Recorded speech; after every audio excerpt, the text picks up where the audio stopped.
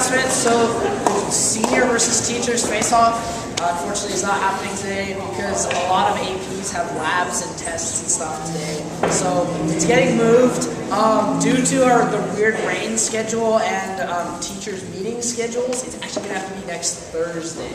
I know. Yes. So, not our fault. Sorry. We're just messing with it.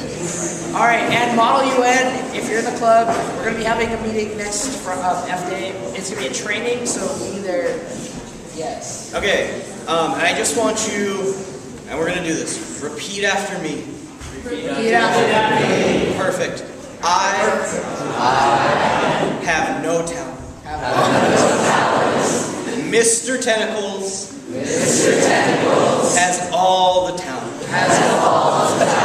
If I'm lucky, some of Mr. Tentacles' talent will rub off on me.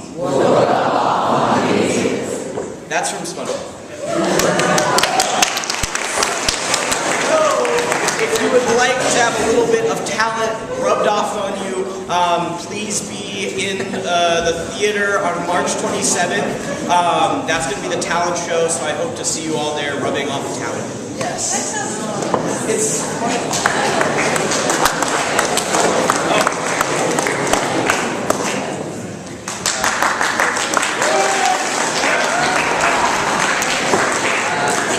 If you're looking for something to do tonight, my band's playing at East Village in Monterey, and we're starting at like 8:30. So it's all ages, so teachers can go too. It's fine.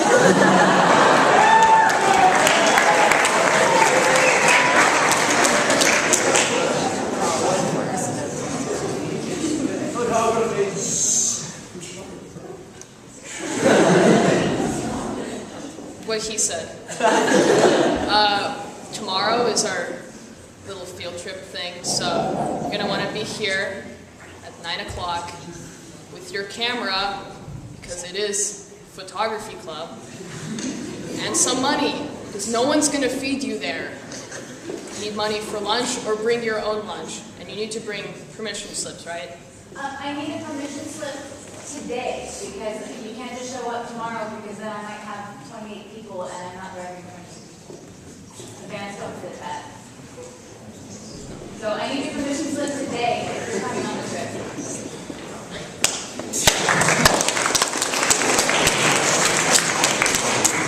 Just meeting at lunch in Mr. Johnson's room.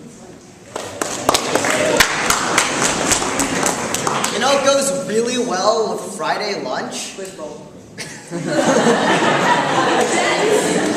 Thunder, just gone. Yes, trivia. Quiz bowl today in room 3, be there.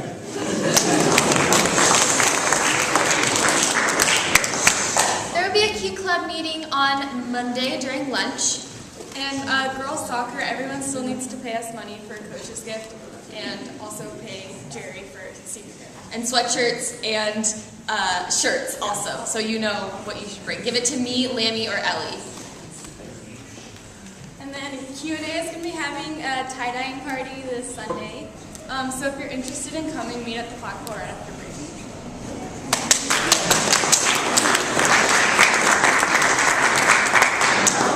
Spanish Club's having a meeting today at lunch. We're going to be watching a movie and there'll be food. So come as soon as you can. It's in room 2.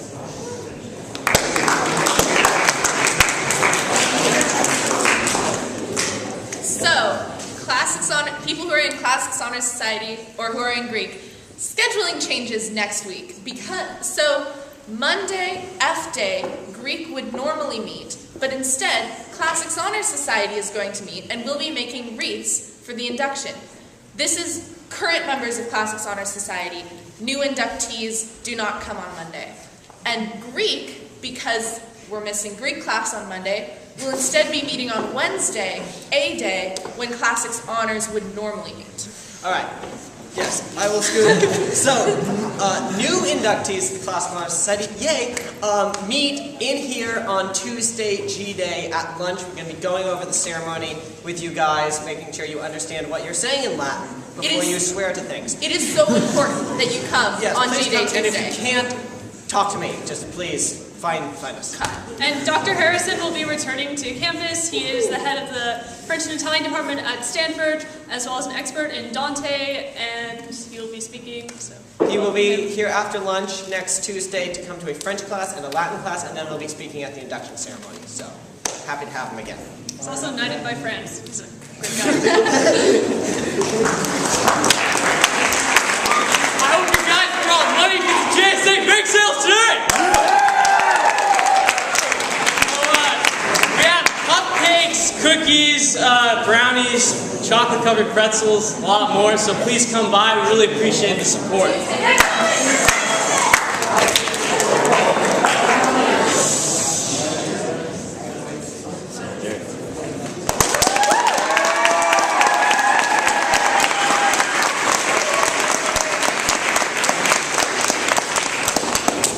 Recently, I've been introspecting, and I've discovered a pattern in my life. Stories. Stories shape my life. The first place this shows up is obviously reading. There are also other more subtle traces of stories throughout my life, but I'm not going to talk about those because that would be boring. The other obvious place is writing. 2 summers ago is when I really got started. Somehow I heard about this thing called NaNoWriMo, or National Novel Writing Month. It's basically a challenge to write 50,000 words in a month, which is a lot. It's about the size of a Christmas carol, though generally not as good as a Christmas carol. Naturally, I decided to participate. On November 1st, after about a week of haphazard planning, I plunked my fingers down on the keyboard and started writing, and I didn't stop. I wrote in the car on the way to school, and on the couch at home. I wrote listening to music, and in silence. I didn't stop to delete words or correct misspellings, I just wrote. To write 50,000 words a month, you have to write 1,667 a day. I wrote more than that. On the 18th of November, I checked my word count, and I was at 51,588. I lay back on the couch, exhilarated. I'd done it. I was a real writer. Before going on, I stopped to read through what I'd already written. Horrified, I stopped halfway through. It was awful.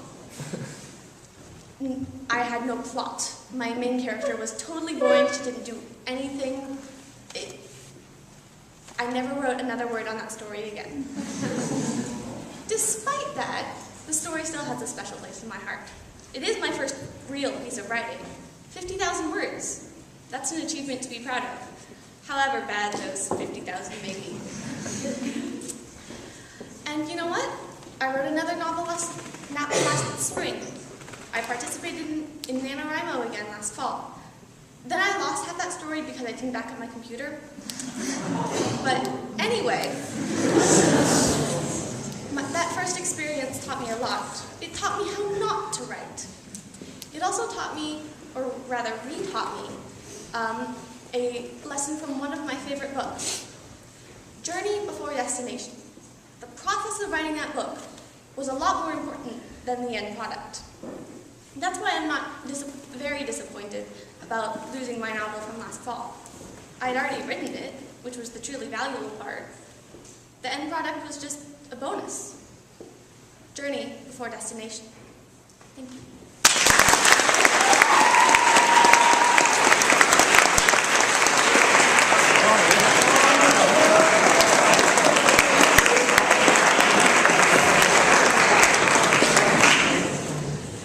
I've always loved music. Most of us do. We mix match genres we enjoy. But what does our choice of music say about us? What do any of our choices say about us? I currently have 1,100 songs on my phone, and that number is still growing. To some people, that number's a lot. To some people, other people, it's just child's play. But to me, it's an insight into my personality. The genres I have, alternative, comedy, dance, electronic, pop, rap, rock, metal, soundtracks. Each genre is special to me. Each one has a specific characteristic that can be applied to my personality. But I know what you're saying. What does my music have anything to do with my persona? It highlights what I believe, and I believe that our choices define us. Now, let's go back to my music. My loud, obnoxious, horrid music. Careful examination shows how it fits. You have alternative. I am a weirdo. Comedy. I am lonely enough to require funny music. Dance. My insanity and my lack of inhibitions. Electronic. I'm logical. Following a set pattern and always repeating.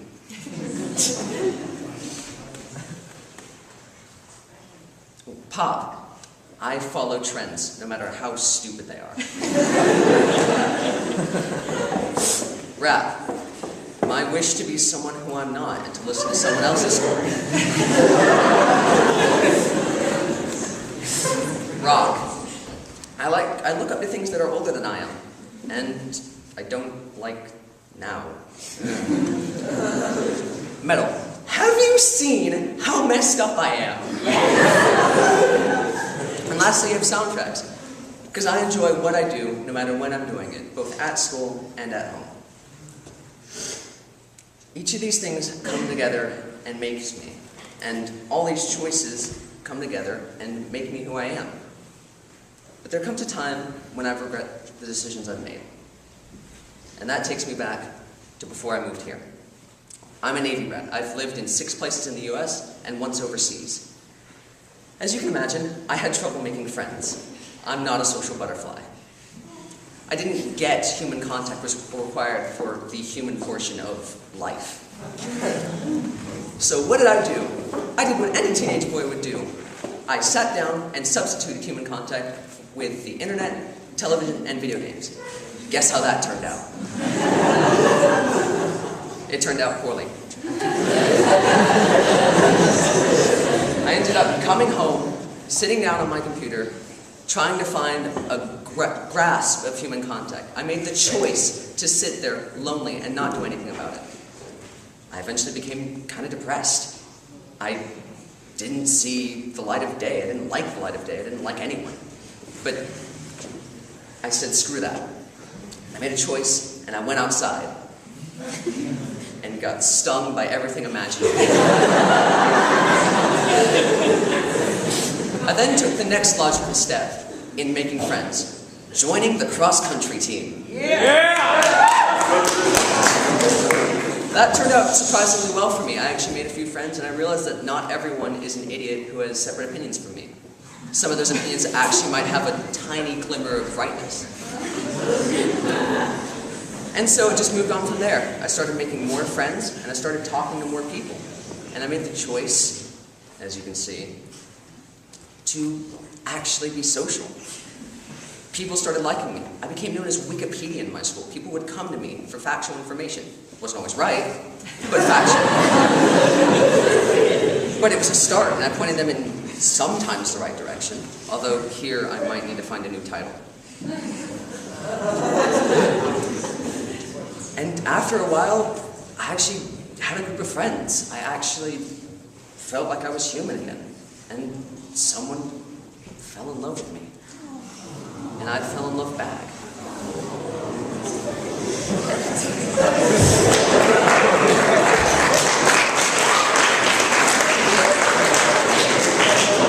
And that rocked my world. I mean, every now and then, I've made a choice I regret. Like, I don't always mean to be mean to people. I don't want to say the things I say. I wish I could go back in time and do it all.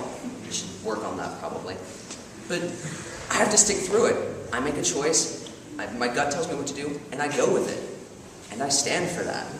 Those choices have made me who I am today. The choice to stand up here, instead of exploding, dashing through that window, and rolling down the hill, I have decided, made the choice to talk to you, tell you my story, despite the fact that I'm shaking right now. And so, my choices have made me a better person. And I hope that your choices can make you all better people too.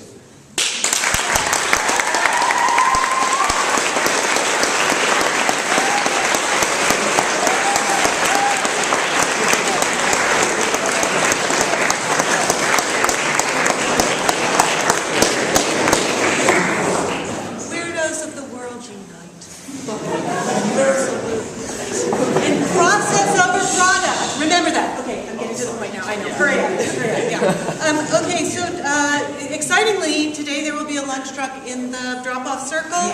Another one to experiment with as we go through and see what's going to happen next. There won't be meditation today at 2 because I'm doing some admission interviews. And very, very quickly, Kaya and Maddie, front and center.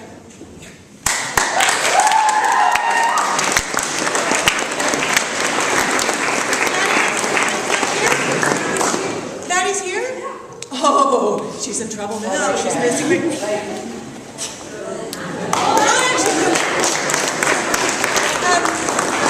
There was, we had the great competition at this spelling bee. There's a lot of Maddies, so. Oh, I'm sorry. I'm standing here with ribbons in my. Okay. We had a wonderful competition in the spelling bee, and it was hard fought, and we went back and forth, what, like 4 rounds? Back and forth between the two of you. And finally, Wahine won out. And so I would like to present to you the alternate for the Monterey County Spelling Bee and the winner of the York Spelling Bee.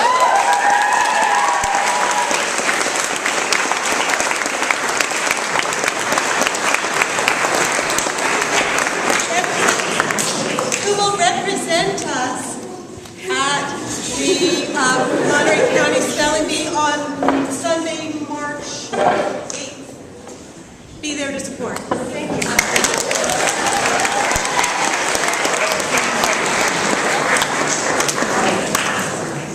I will be very quick.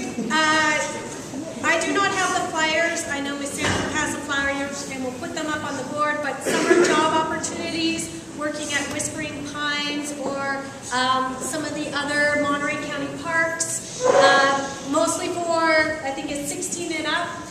If you want to have people fall in love with you, my son 2 years ago fell in love with Haley Bartle Geller.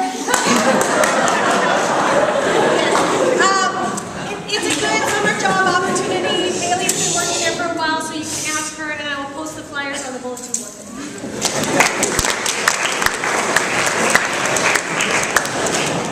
So the flyer for the Monterey County Rec Department is on the bulletin board by room 9 currently, if you're interested in that.